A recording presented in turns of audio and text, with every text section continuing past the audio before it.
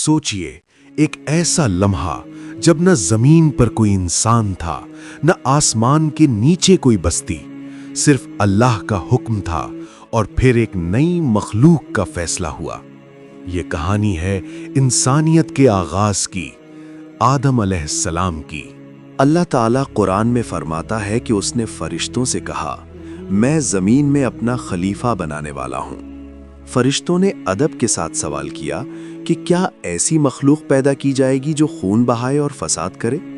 اللہ نے فرمایا، میں وہ جانتا ہوں جو تم نہیں جانتے۔ پھر اللہ نے مٹی سے آدم علیہ السلام کو پیدا کیا۔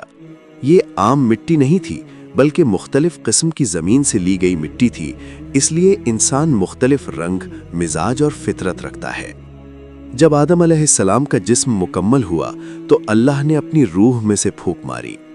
اسی لمحے آدم علیہ السلام زندہ ہوئے اور انسانیت کا سفر شروع ہوا۔ اللہ نے آدم علیہ السلام کو وہ علم عطا کیا جو کسی اور کو نہیں دیا۔ انہیں چیزوں کے نام سکھائے گئے، پھر فرشتوں کے سامنے یہ علم پیش کیا گیا۔ فرشتے تسلیم کر گئے کہ ہم صرف وہی جانتے ہیں جو اللہ نے ہمیں سکھایا۔ اس طرح آدم علیہ السلام کی فضیلت سب پر ظاہر ہو گئی۔ اللہ نے فرشتوں کو حکم دیا کہ آدم علیہ السلام کو سجدہ کریں۔ سب فرشتوں نے سجدہ کیا، مگر ابلیس نے انکار کر دیا۔ اس نے تکبر کیا اور کہا کہ میں آگ سے بنا ہوں اور آدم مٹی سے۔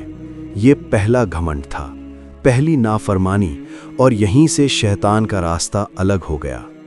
آدم علیہ السلام اور حوا علیہ السلام کو جنت میں رہنے کی اجازت دی گئی۔ ہر چیز حلال تھی، صرف ایک درخت کے قریب جانے سے منع کیا گیا۔ لیکن شیطان نے وسوسہ ڈالا۔ اس نے جھوٹی قسم کھا کر کہا کہ میں تمہارا خیر خواہ ہوں۔ آخر کار وہ درخت چھو لیا گیا۔ جب غلطی کا احساس ہوا، آدم علیہ السلام نے گھمنڈ نہیں کیا۔ انہوں نے فوراً اپنی غلطی تسلیم کی اور اللہ سے معافی مانگی۔ قرآن بتاتا ہے کہ آدم علیہ السلام نے وہ الفاظ سیکھ لیے جو اللہ نے انہیں سکھائے، اور اللہ نے ان کی توبہ قبول فرما لی۔